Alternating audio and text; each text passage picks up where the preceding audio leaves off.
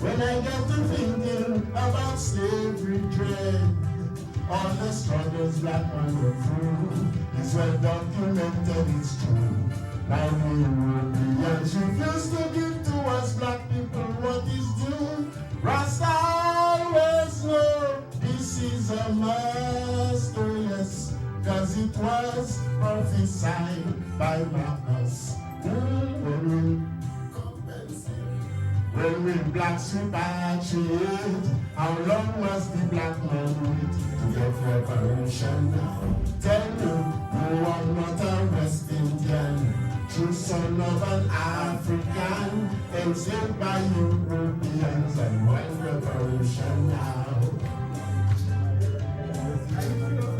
Yeah, it's a bit Reparation, reparation.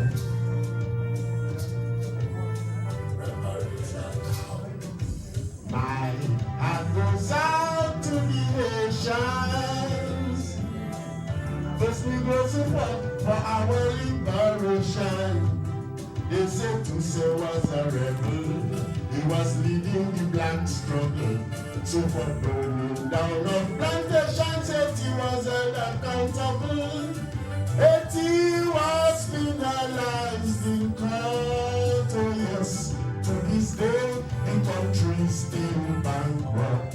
When we compensate, when we blacks repatriate, how long must the black man wait to get reparation now?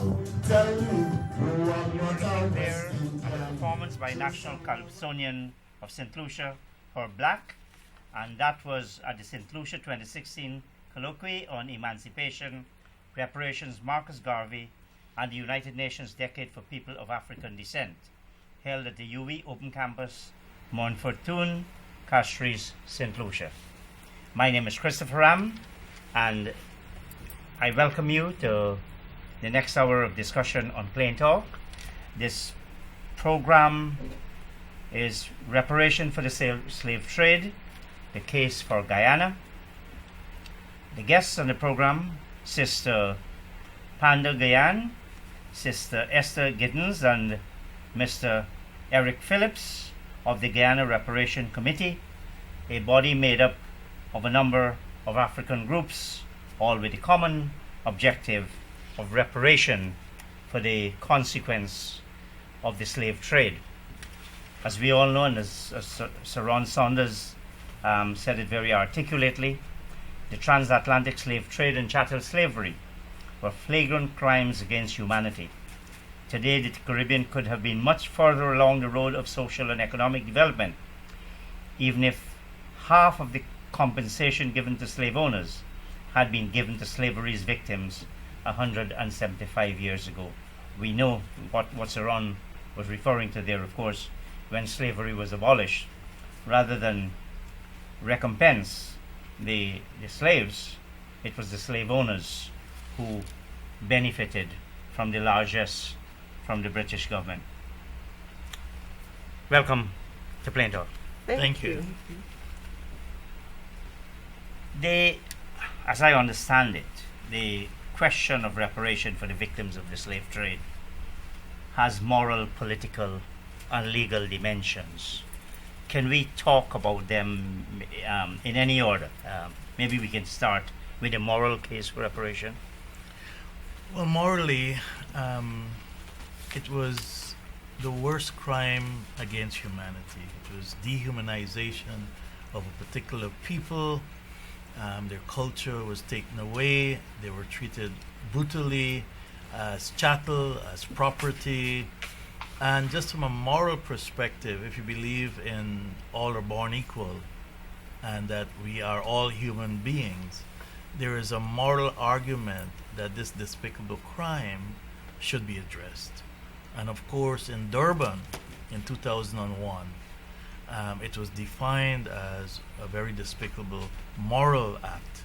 And since then, the moral argument about how you treat each other, how can you treat a human being as property for over 400 years, when you know that your God said we're all equal, and when you use Christianity to tell people that they're all equal. And of course, that's what ended up in the 1823 rebellion in Guyana, where the slaves who were Christianized started to sense that, why should you treat us like that? You're telling us we're all equal.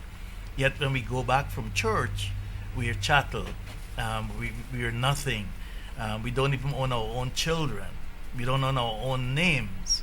So the moral argument was linked into the Christianity part of slavery, where priests were sent to convert. But part of the argument is that these people don't have souls, and so you were converting them into Christians. And then the moral dilemma that if they're indeed worthy of becoming Christians, then they're worthy of being equal. Before I invite listeners in, was it somewhat paradoxical that happened in that discussion and that debate took place in South Africa, which only Precisely. a few years ago, Apartheid. which is probably nothing, of course, could be on the same level. But it's quite apartheid was extremely dehumanizing as well. Yes. So both Africans and Indians, people don't realize that They don't, apartheid, you had mixed people put in certain villages, Africans in certain villages, and Indians put in certain villages. Just briefly, because we want to stick to our subject, did they touch when they dealt with the moral issue of the slave trade? Did they talk about apartheid? Yes. Apartheid, it talked about indigenous genocide. So the 2001 Durban Conference was comprehensive. It even talked about slavery in Asia and modern slavery. But the moral issue has always been there. Are we all God's children? Ladies?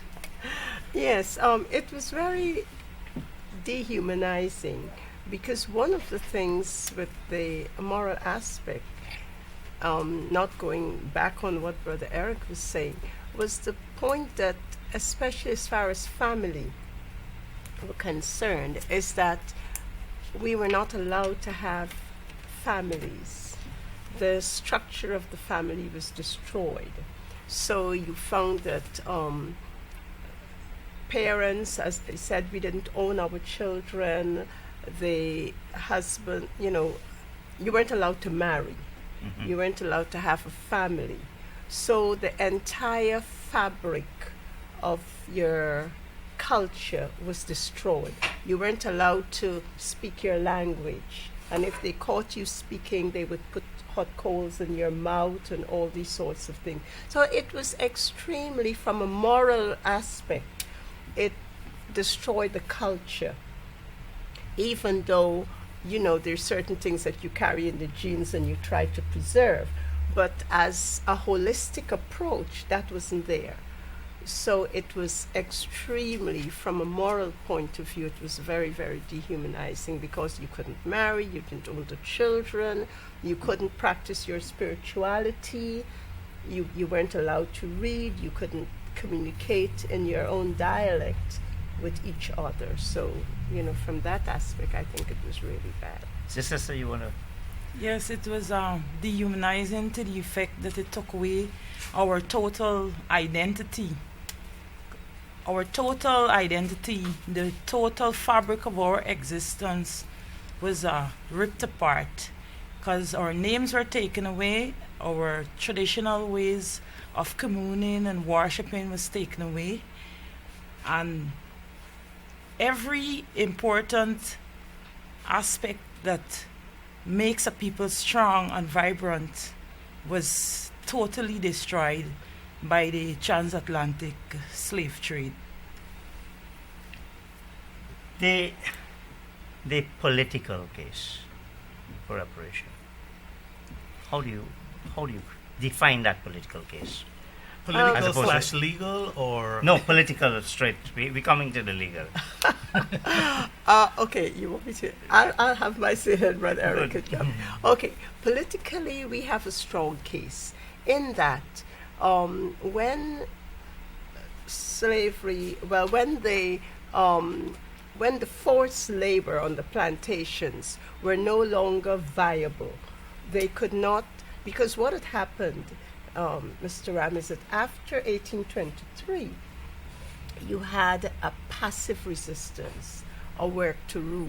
They wouldn't work. And so the economy fell by 60%. And if you're running an operation at 60% loss, I mean, you might as well give up. So when they started transforming into the emancipation process, what happened was that the planters said, look, we're losing economically because this is our property, this is chattel. So they were paid, they were compensated. And if the laws of Britain were able to compensate the planters, why is it that the same laws, because remember there's no statute of limitation for crime against humanity. So if the laws were in place to protect their loss, why not give us the same treatment under the same law, that we were the ones that provided the labor, we're the ones that made you rich, we're the ones that made Britain what it is. So we're saying that from a political point of view, we should get our reparation. We should get that compensation just as they saw it fit to give it to the planters. What you've just done, you've touched on some of the economic arguments as well as gone back on the moral case. But that's fine, because there is a strong economic dimension to it as well. Yeah. So Let the me political talk case. about political. Politics is about nationhood. It's about sovereignty. It's about economic development. It's about the competitiveness of nations. Slavery destroyed Africa, destroyed its economics, destroyed its political structure, destroyed Africa's position on the global hierarchy.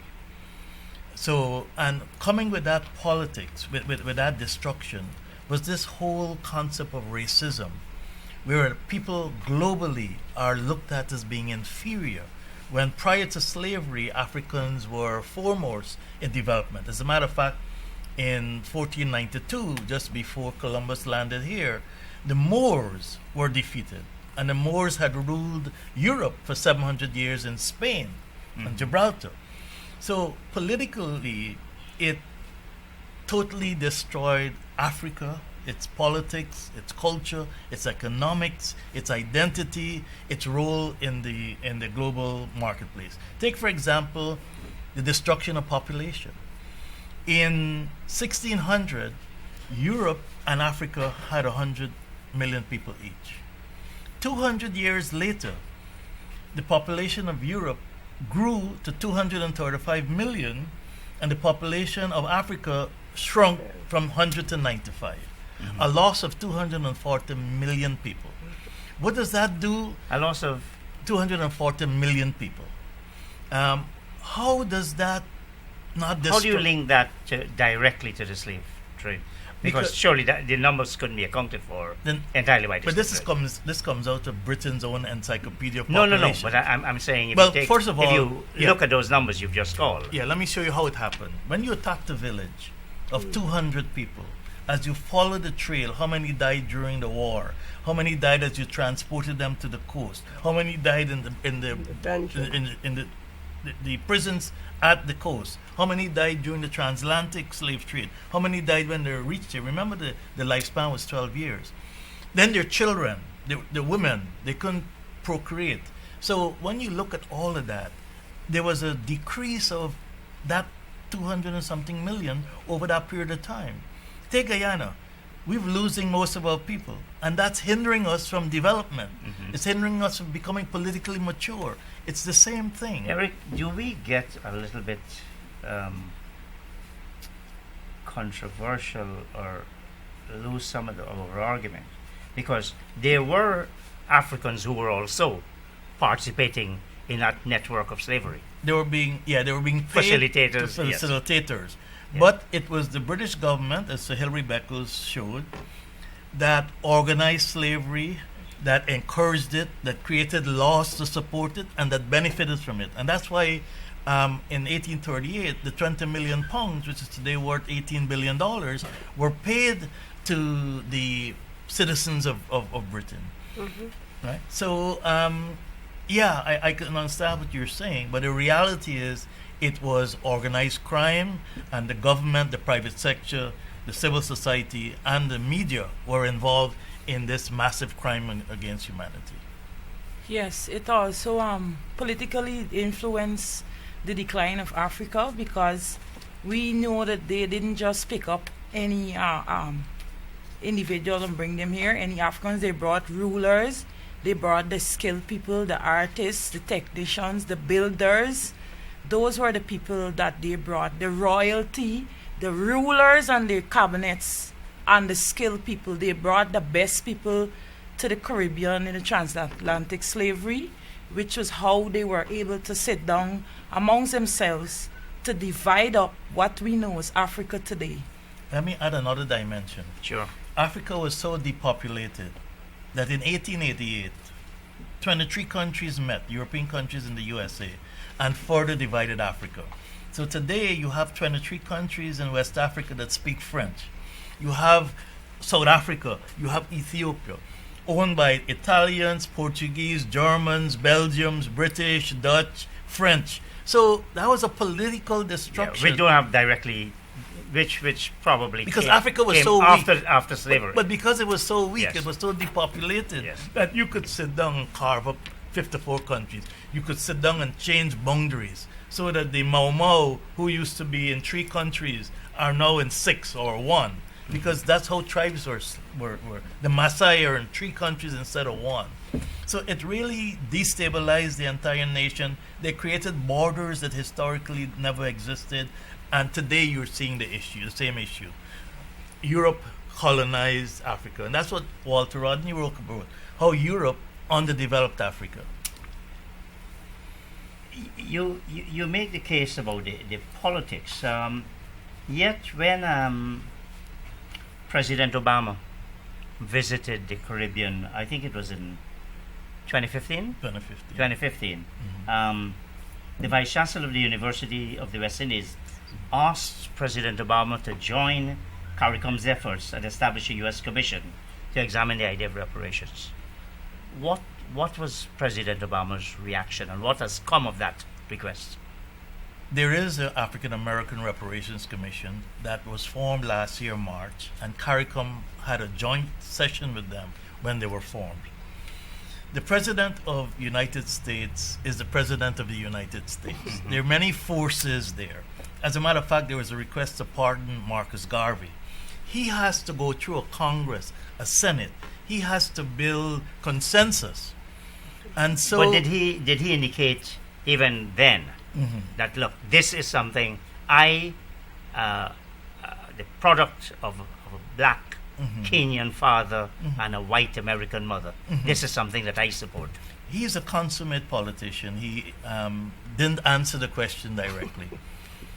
And of course, you're seeing now the state of Illinois has passed laws to look into slavery and to look for some sort of regret or some sort of... so different states, there's a big issue of states' rights versus federal rights. And if he were to support reparations outwardly, he's going against his main trading partners, England, France, Germany, Holland. And so from a political point of view, he wouldn't take that step as a president. But he would take it as an individual. Which But we don't know. Has he indicated anything as yet? Well, he's not said he's against it. Now, the legal case, and that must be a very complex issue. And that's the strongest part, because there's precedent. There are acts of reparations globally, all over the world. The most recent being in England, paying the Mau Mau's 40 million. But the planters got 20 million pounds in reparations. When is 40 million? 40 million pounds, the Mau Mau. No, I think it was 19.9 million. Well, when you subtracted the legal fee from Lide, that's what they 19.9 got. million. But even the planters got reparations. The Japanese got reparations. The Aborigines of Australia got reparations. Reparations is a known practice globally, and embedded in international law. So it's not as if this is something new. This is something. So Guilford, Sir Arthur Guilford, who's on the Jamaica Reparations Committee, who is a renowned lawyer, he's made a strong argument about precedents. There's a book written called Reparations Now, where it talked about whose law. Was there international law? Was it just European law? And Europe said that it's not illegal. But there were precedences where Europe was trading with Africa and respected sovereignty and respected the rights of humanity. The Japanese were given reparations when they were put in concentration camps. Yes. The indigenous people of United States, they have been given lots of reparations, lands, a whole lot of things. Even the what you call the women, the Japanese and Chinese, there are no reparations for that. Lockerbie, Libya had to pay reparations. So the Jews, the largest reparations in the world, 13 billion pounds, and they're still getting 6 billion a year. And probably a country as well. Right, and a country, which could have been Guyana. Yes. Not forgetting But Haiti. But Haiti had to pay reparations. that was reverse reparation. Reverse That was reparations. reverse reparation. But the examples you gave, all of which are substantiated, lots of those were political decisions. The Mau Mau case was actually the High Court Yes, in the UK. In the UK. Most of the others. So when I talk about a legal case, I mean one that can go through a court of law and on a sound legal basis. Well, we're building that case, and that's what CARICOM is about. CARICOM's process is the following. We will speak to England, Holland, France, and the other 5 countries and ask them to negotiate several things. One is an apology, etc. But beyond that, the United Nations has defined slavery as a crime against humanity, and crimes are punishable through legal action.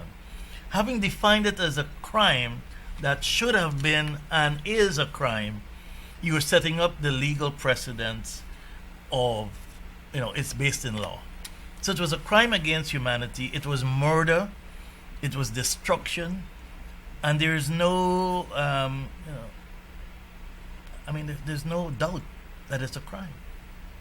Yes, but we're talking about one that you can go to a court, enforce it, identify beneficiaries, identify the particular cases, and that must be an issue because Jamaica has been looking at this matter for some time. In fact, For 7 years, they were years Yes. ahead of the CARICOM, and their parliament unanimously approved a resolution, unanimously, that it was a crime against humanity, and they're asking for £7 trillion. And Lord Gifford, who's a member of the Reparations Committee, who's British, who's now Jamaican, yes, he has written a comprehensive document about that. It is legally sustainable. The process that we're pursuing is first to go through CERD, which is the Convention for the Eradication of Discrimination. There are lots of elements there that make us able to take it to the ICJ, and that's where it will head if there is not a negotiated settlement. Oh, we said that there are many players involved. And we know in the US you had this is a paradox. You had black slave owners as well. How do you attribute liability, let alone quantify it? That must certainly be a major challenge. It's not part of the CARICOM terms of reference was to define a correct narrative of your history and to identify all the crimes created during slavery. And it's well documented in so many different ways. Just the genocide has been documented. Guyana lost 450,000 people during that 200 years of slavery. That's been identified. And those are not only Africans. Those are I'm talking about Africans themselves Yes. during slavery. 450,000. The Caribbean, at emancipation, there were 600,000 people left out of 15 million. And when you look at what a population should have been had there not been slavery, it goes back to the 235 million versus 95. You will see that there was genocide. The Jews had a legal case if they wanted to, but they settled because the political Politically. powers. Yes. Right. And in essence, if you really look at what happened with Israel, it was Jews who settled with Jews. Because the folks who were asking for the settlement, there was a strong advocacy by American Jews, by British Jews. So they had the power to force Germany to pay reparations. And we know the history of that and how Israel is and what's going on today. But the legal case, a good lawyer can systematically show that this was a crime against humanity. We have the numbers of how many were dead. We have the 85,000 ships that brought people over here. We have lots of physical evidence, dungeons, forts, whips, all sorts of things. We look at the 1823 where people were summarily killed and their heads cut off. The acts are so horrendous. So the crime is there. The physical evidence Yes, is there. but We are the evidence because we are descendants of those people. This is not where we would have been born. We were transshipped here and we were mutilated and destroyed. So even now in our psyche, the psychological evidence is there. Caribbean people have the highest rate of diabetes in the world. Caribbean people have the highest rate of hypertension in the world because of the food we were given. All of that is physical evidence. The genetic proof is there. There's a University of West Indies professor in Trinidad who's working on transgenerational trauma. All of that evidence is being gathered. You know, in law, there's this business of remoteness, and that could be proximity and remoteness could be very The difficult. British are arguing that. But you mentioned because there are different forms of reparation, of course. yeah. And at one stage, it was felt that one form of reparation was repatriation. But that's one of the 10 elements of. So what is that that was offered? I mean, It's offered to those who want to Want be to go there. back. See, what has happened is that Africans in the Caribbean are different from Africans on the continent. This 400 year of hell have changed us genetically, psychologically, physically, even what we eat, even how we think. So to want to go back to Africa is very difficult for people who all their lives they've been here. So a certain percent of people will want to go to Rastafarian community. They're in Ethiopia right now, they're in Ghana, they're in South Africa, some are in London, they're all over the Caribbean. Because they see Ethiopia as a spiritual land. So one of the 10 aspects of reparations is those who want to go back, there should be a mechanism. There should be citizenship granted. There should be a package so when they go back, they can restart their lives. Because you don't want to send people back to Ethiopia and they have no funding, no sustainable economic framework. So no close ties. no either. close ties. Exactly. Because, Africa has 3,000 tribes. Which tribe are you going to say you came from? We don't even know which countries we've come from unless we do it genetically. So the repatriation is one, but are you going to repatriate 11 million people? It's funny you mentioned 11 because you know what we're thinking about. Donald Trump and his 11 million undocumented. Right. And Haiti has 11 million people. But we're talking about reparation because, and whether it's a political or a legal It's all of the settlement. above, yeah. It's all You have, and I'm thinking of the judges of the World Court having this very complex issue. Now you've had decades of aid given by some of these very countries, and I know one of the countries for which reparation is being sought is Norway. Now Norway is a big donor to Ghana. How do you factor in all of these? Norway wasn't well- involved in Guyana's slavery. No, but Norway it was is- it is involved li- in it is Danish. listed as- in- it is yeah, listed in as a Da- country. Norway is more the Virgin Islands and those types Yes. of things. But let's go to the issue of aid. Aid has been a way of destroying Caribbean economics. If you look at global commodity prices, they've been depressed. The commodities that we have been depressed. So you're saying, hold on, Are Aid- you saying aid, that, not that we'd be trade. better off without aid? I'm saying we'd be better off if we had fair trade versus aid. So we should give up aid and start Aid negotiating. is a for fair trade? dependency.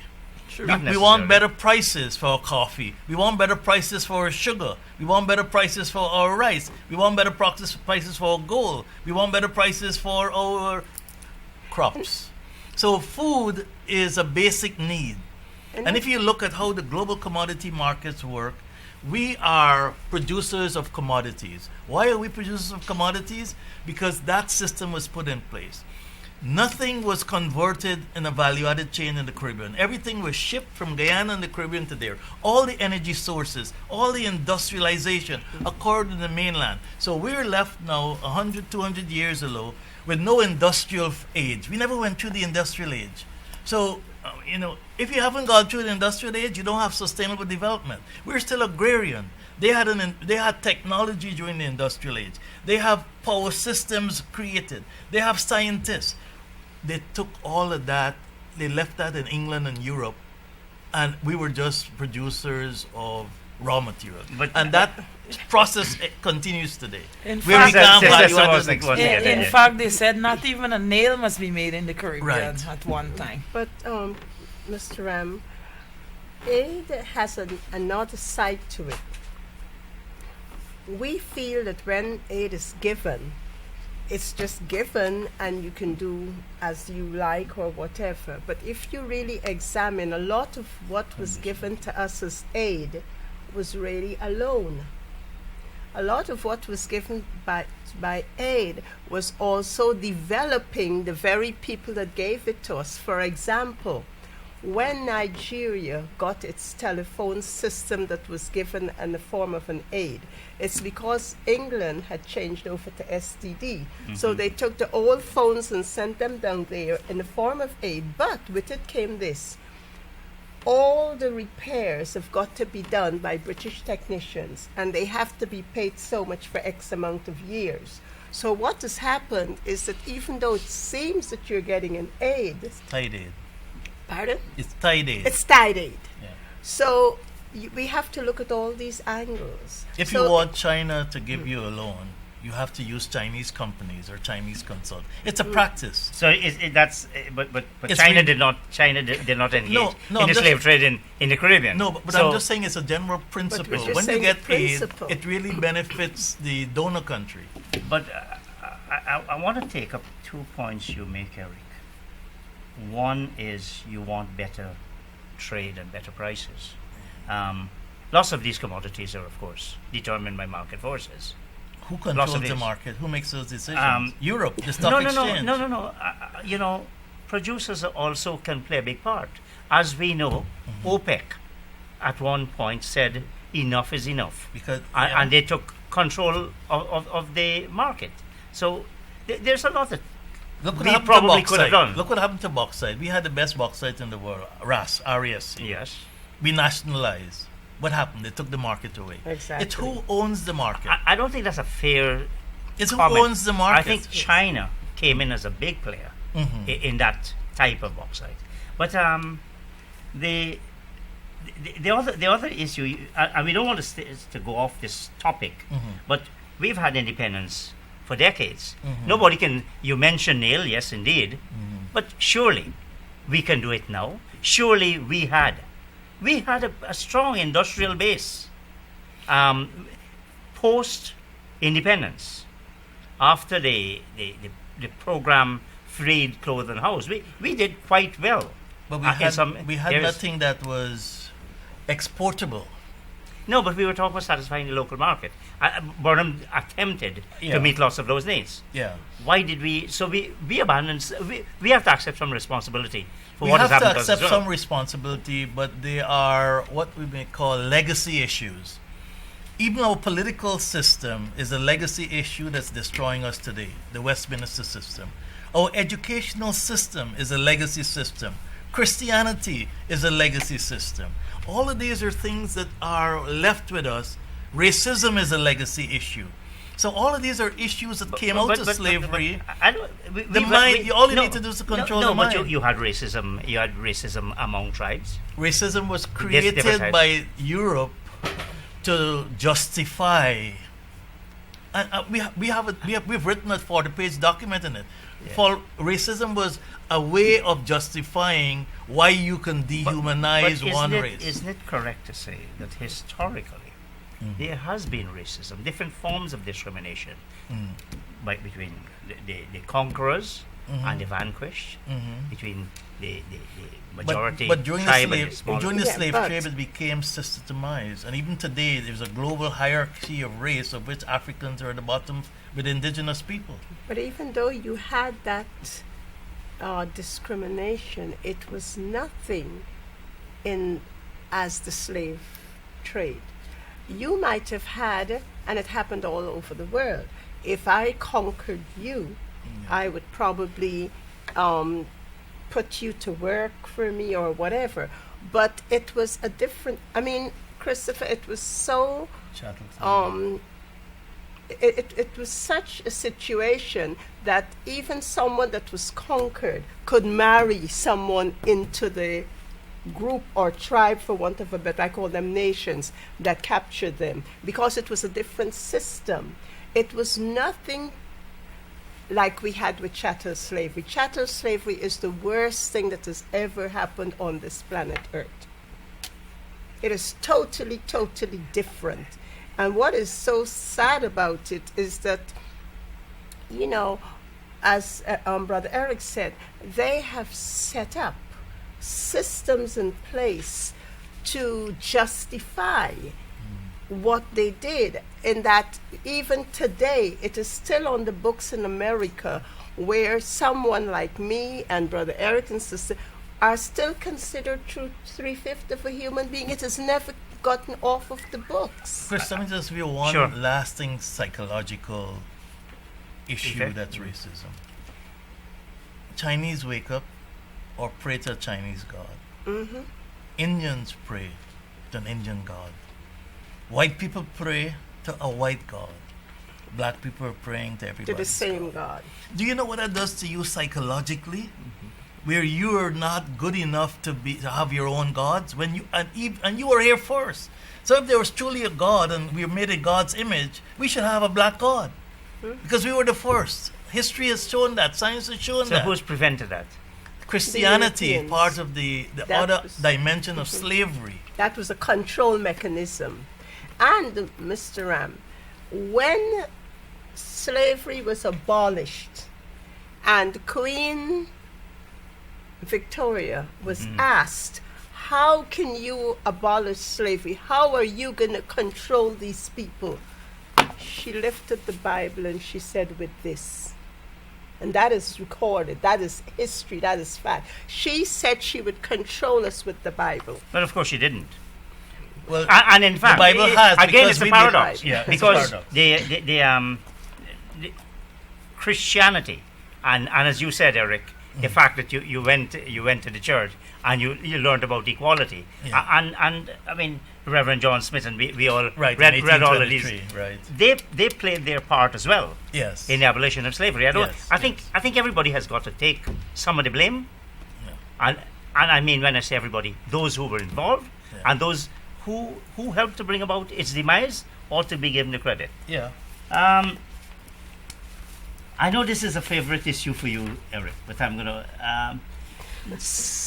And incidentally, you were saying that, and no one must downplay the consequence and the impact of slavery. Right. But we've had civilizations decimated right in our own neighborhood in South and Central America. We've had serious, and it ran into tens of millions. So I think we've all suffered, and the thing that some suffered more than others, it's always it's a dangerous kind of argument, because then you lose But that some moral did argument. suffer more than others. Yes, perhaps, but no, then. no, we've always had this But as argument. I said, no, this, let me give you. no, but let me finish. Let's localize. Can I just it. finish it? No, Yeah, no. yeah. I just want to finish. When you say 100 million of the people in the southern and North America. Absolutely obliterated. Yes. Yes. That's serious. Yeah. Yes. But yes, go on. I'm bringing it local because we have to be factual and truthful. There's always been this argument that indentureship and slavery have been the same. Vishnu Bishram pushes that. I didn't. I know you don't. Good. Ravi Dev has. But there are different degrees of suffering. Yes, indeed. I mean, 450,000 people died to build Guyana. You can't compare that with who died during indentureship. The conditions were different. Culture was kept. So I think we become dishonest when we try to link the two, because some have suffered more and longer. No, but I'm asking you not to link it because we're talking this issue. But, Yes. but not only that. What you're saying is true that, we've had lots of civilizations that were destroyed, but that came out of wars, there were genocides. Look at Europe. They've been fighting and killing and whatever. But what we're saying is that when you look at what happened we're talking now, Christopher, Mr. Ram, about we're That's all right. talking about the slave trade Yes. and reparations as has been set out.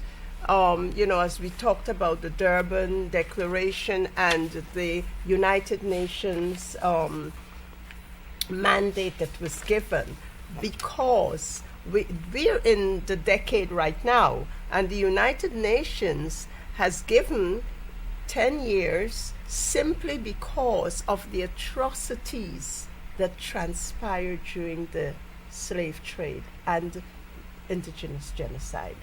They have given us 10 years to get our act together because they realized that it was one of the greatest crimes against humanity and nothing has been done to rectify it.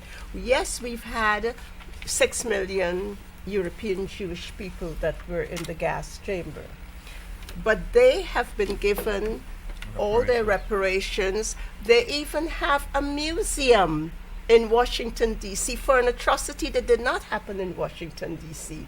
I went into Cape Town, South Africa, and I was shocked to know that they have a museum there too for something that didn't happen there. The point I'm making is that everyone, or most people, have been given some form of reparation for their sufferings.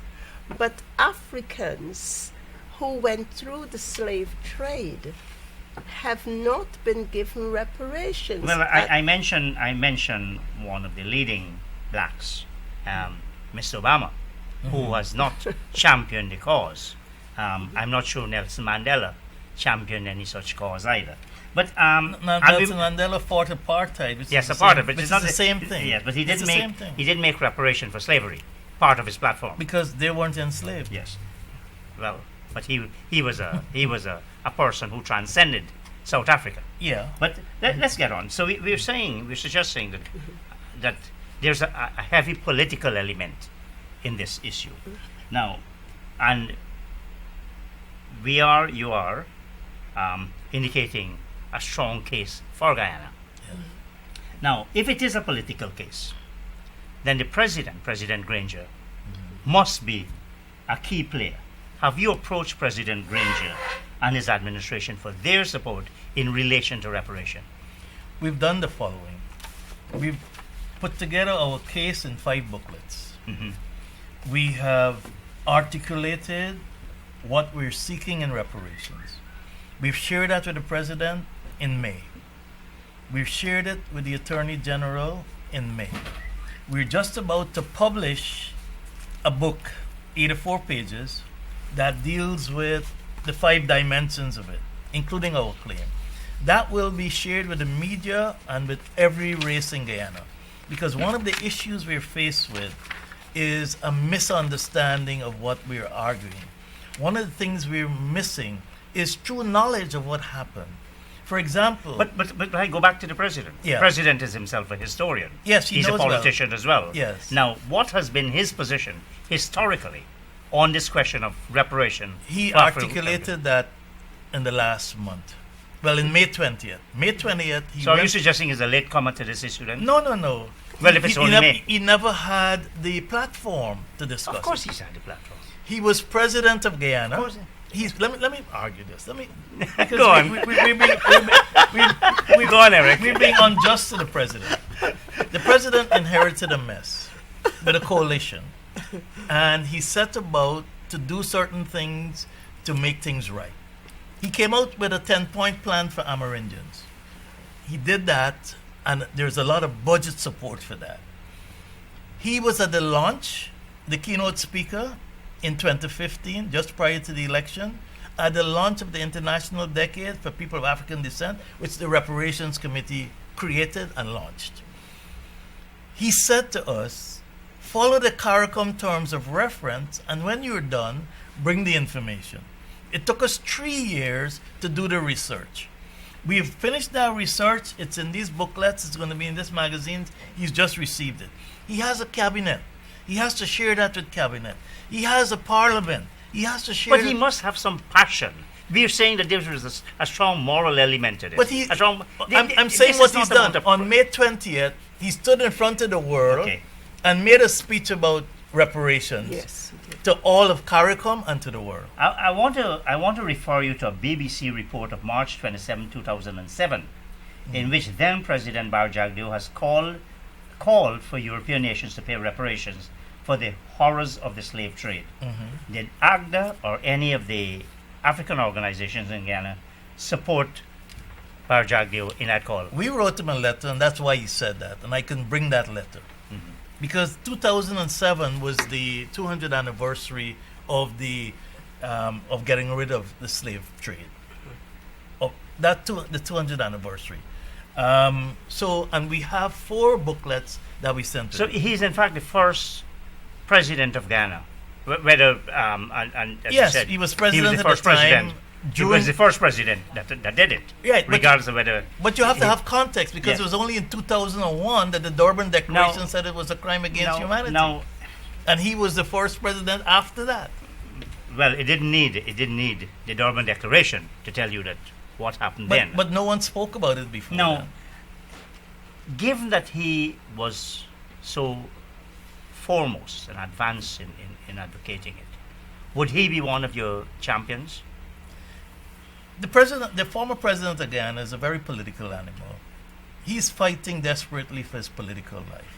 And he has recognized that he has to keep Indians together and have Africans be seen as someone who's oppressing them. And you've seen those in his language. Even his campaign. My question is what you have done, though. Well, no. Have you approached him yourself? We, as you said, you Oh. asked him to take that position. You we are asked, giving him hold on, and his part. hold on, Eric. The Caribbean asked Obama to take a position like that. Right. He didn't do it. Mm-hmm. Jagdeo, you asked Jagdeo to take a position. He did. Right. But why So did he do it? Why did he do it? Well, for what- And what form? He's No, but- saying that Europe needs to do it. We're saying both Europe And Guyana. and Guyana has an obligation. I'm glad you say that. So, who from Guyana makes this reparation? Who is the one who benefited from Guyana? Because there's got to be some balance between The British the- benefited, the Dutch benefited, and all Guyanese benefited. On the backs of 450,000 lives. Well, did African Guyanese benefit from it as well? In what way? Well, I'm asking. No, I'm asking. We're the bottom of the ladder. We've been discriminated against. We've been. Look at the last 20 years. Where did all the contracts go? Where did all the senior positions go? Where did all the lands go? This is historical proof. So you're saying, who then must? I don't want to personalize it, but is it a set of individuals, a particular group, or is it the state? It's the state. And we have a document, 45 pages long, that showed the 15 reasons why African Guyanese are at the bottom of the ladder. They're all state actions. And we're saying that the state, whether it was the British state or the Guyanese state, were the actors who created this issue. And therefore, I can give you that document. Yeah. It's 4 to 5 pages. Well, if it's not been officially released, I wouldn't ask Well, you for it's a copy. going to be released in about 2 weeks. But how then do you, I hate the pejorative sound of this, Mhm. but how then do you take the PNC regime of 64 to 92, Mhm. the 28 years? Is that state responsible as well? all the state itself, the sovereign state of Guyana. But you have to recognize. I'm not getting into this racist argument about the PPP and the PNC. No, but I'm saying that the you state of Guyana, regardless of who was ruling it at the time, took actions that have resulted cumulatively in this. From 1838. Let me ask you this. Mhm. Let's say, and it's because of time. We really need to continue this conversation. All Guyanese have benefited from this because had there not been emancipation in 1838, there wouldn't be other races here. And they've benefited from the work done by Africans. Have we quantified? Okay, for Guyana, we've quantified. And what is that? What is that sum? Our claim, which is in this book, has 7 elements. One is land, right? And this is about 20 pages. We have 7 elements, and it's too late now. And here are the 15 steps of why we were there. And we went through land. What was it? Genocide. I'm trying to get the sum of money because that's what we. Yes, there was land to be talked about. Our sum of money will be in the context of the global Caribbean claim, because the sum of money, we're not asking the state of Guyana for money. We're asking the state of Guyana for land. Mm-hmm. True. And the state of Europe, the European states, with all other Caribbean nations, we're asking them for several things. And what we're saying, though, is that 450,000 people died in Guyana, and they got nothing from the state of Guyana. But others came after us and got benefits. And I'm not diminishing the fact that 3 groups who have been given land in Guyana because they were argued that they were here first came after Africans in Guyana. The Wapishanas, the Makusis, and the Waiwais. They came here 100 and 200 years after we were here, but yet they were given 40% you of said land. you said you wanted us to stay away from the comparisons, and I It's want. not. Because it's about reparative justice. It's about because justice. As you saw, we've got 6 minutes left, and I wanted to It's discuss about it. justice. Now, Who got is benefited? reparation a collective or an individual issue? It's a collective It's a issue. collective. So we're talking about communities. Yes. How do you then deal with the individual cases that you might, or individual community issues? You've got some Part of really, our reparations really bad claim is about the village African movement. villages. One of the reparations claim is about the village movement. Lands were taken away from them. There were 12 steps taken to destroy them: flooding, taxation, etc. So that's one of the 7 dimensions What of do the you claim. do about, because lots of the land on the coast, for example, most of it, them transported land, though some, quite a bit must be state land as well. What do you do with existing property rights in that scenario? Existing property rights have to be honored. That's the law. We're not asking for the government to take land from other people. We're saying that we need land as reparatory justice, and there's a lot of land. Lands owned by Indians, Amerindians, Portuguese, that's their land. It's not about a zero-sum game of taking lands and giving us lands. Have you identified where that land is and what quantity, what acreage, what square miles? Yes. And we've how much are we identified talking that. about? I remember I asked you the sum of money we're talking about. I'm reminding you of that question. It's not about the sum of money. The sum of money is going to be fixed in a broader CARICOM context that deals with Britain and Europe. That's a separate claim. That's a separate case. In Guyana, we're making a claim about land because we cleared 15,000 square miles and 450,000 people died for it. That's 18% of Guyana. We're making a claim about the villages. We lost lands in the villages. Our villages were destroyed. And, the claim will be public soon. And it's a logical claim. It's a claim based on law. It's a claim based on logic. It's a claim based on precedent. It's a claim based on law. Now, It's based are on you precedent. are you prepared to take the state of Guyana to court for the reparative justice you're seeking? It's a process. We're going to do exactly what the indigenous nations did. We're going to present our case to the state. The state then has to make a decision on what it wants to do based on precedents, based on the international decade, based on the Durban Declaration, based on international law. The state has to do it. That means Parliament has to be involved. Because Parliament granted the indigenous people 14% again. That was an act of Parliament.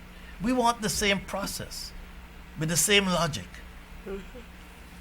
The financing, you said that the claim is going to be based on what the Caribbean The arrived at. claim against Europe is going to be done in concert with the CARICOM Reparations Commission, which is led by 5 heads of states. How far advanced is that at this stage? Because if the timing has something to do with what Yeah. we There's ourselves do in Guyana. Lots of it happening. For example, Prime Minister Frondel Stewart, who's the chairman of the Heads of State Subcommittee on Reparations, wrote Europe, wrote Cameroon, wrote the Dutch, wrote the French, wrote the 8 countries as part of a process of negotiation, which is a necessary step before you go to the ICJ. Before you go to the ICJ, you have to show that steps were made to find a negotiated settlement. So CARICOM is in that process. Guyana is very far ahead in that process because we meet every Thursday. We've met almost 80 times more than the other Caribbean groups. We meet every Thursday. No, there are but, 40 but, people. but the Caribbean groups are into a special process. And we With are you- part of that process, and we have completed our terms of reference ahead of everyone. And the letters have been written, they've replied. So it's a process now where the heads of states are in a process of negotiating with the heads of Europe. The third process, the Convention Against the Eradication of Discrimination, yes. states that you should try that, and then if that fails, you go to the International Court of Justice. To go to the International Court of Justice, you have to finish the terms of reference by each country. We have completed ours. Jamaica, they're far downstream, and they took it to Parliament and had a unanimous vote in Parliament. So we're the furthest ahead. As a matter of fact, we're the leading reparations. Well, we haven't gone to Parliament yet. No, You said bec- Jamaica has gone to Parliament. Yeah, because this process has to be shared. The knowledge has to be shared with all Guyanese, with all cabinet members, with all parliamentarians. We are taking this to the nation of Guyana with the logic and with the facts. What has happened is that our history is distorted. How many Guyanese knew 3 months ago that 450,000 Africans died to build Guyana? Our historians didn't capture that. How many Guyanese knew that African Guyanese were the most productive in the entire British colonies? At emancipation, a freed slave in the rest of the Caribbean was worth 17 pounds. In Guyana, it was worth a freed slave was worth 51 pounds. 51 And it makes sense because we were the only ones that transitioned into the village movement. There are a lot of things. How many know there are black Caribs and that they were killed? The point about the history, it's you are now producing that kind of evidence. And it's verifiable. It's And in all the history books hidden. Sistemanines, lots have been left out. For example, Maruka is the name of a river in Morocco. And we believe the Moors came here. Well, that's not history, we believe. But No, but there's evidence. I think Guyanese of all races would Need to be read this. would be interested. Yeah. When are these going to be made available? It's a process. And yes. We've shared it with the president. We've shared it with the attorney general. Now we are printing 2,000 copies to distribute to all the parliamentarians and to all the communities, Indian, African, Portuguese. We're also going to have an insert in the papers about our claim. But it's stepwise because one of the things we've found is that there's so much information, so much distortion in our history. in that you have to do it in small bits. So our whole next year is about educating our communities. It's about advocating. It's about getting history back in the school, because it's important that we know our true history. That's why we've But called. that's the big problem. True Yeah, history. Right. That's But why not we've only- called for a committee to do a corrective history of Ghana. Clemcy Turan. We have historians who can look at this and validate it, and also fill Well, in the I'm gaps. sure with the numbers and the figures you're quoting, Mhm. that you have proper footnotes to the Yes. reliable and we accurate. validated everything. But Mr. Ram, one of the things that makes it difficult for us, coming from St. Lucia and seeing the holistic approach, the way the government, I mean, it's a small country, the way the government and everybody, you know, the diplomatic corps, the present government, the opposition, everybody were involved. Now, what has happened here is because we're so big, And we don't so have national television. divided. It goes all over. So there are Well, lots our of NCN goes pretty much covers. pretty much Ghana covers. these days. But then what has happened? Let us take this channel that we're on. We got 1 minute more. Okay, this channel we're on only has a 50-mile radius. So this information that we're Well- sharing today does not reach. Well, let me make this. Let me make this offer with all respect to the two stations. Yeah. I would make a copy of this available to you, and you take it wherever you wish. Appreciate it. Thank you. And there is on screen, there is the Governor General, as I just said, of St. Lucia receiving his baton. This very Anyway, Chris, we really unfortunately, appreciate this We this appreciate this it. process. It's so much information. You got to do 2-3 hours, and you have to do it systematically. But we appreciate you. at Mr. Eric least Phillips, bringing the issue. Sister Esther Giddens, Sister Penda again. It was- Thank you so much. It's been a No, pleasure talking thank with you. for having us. And I look forward to the official release when I can have a copy. Well, we'll give you a release, but it's going to have to be held confidentially until the broader release. When it's released to the Okay. public.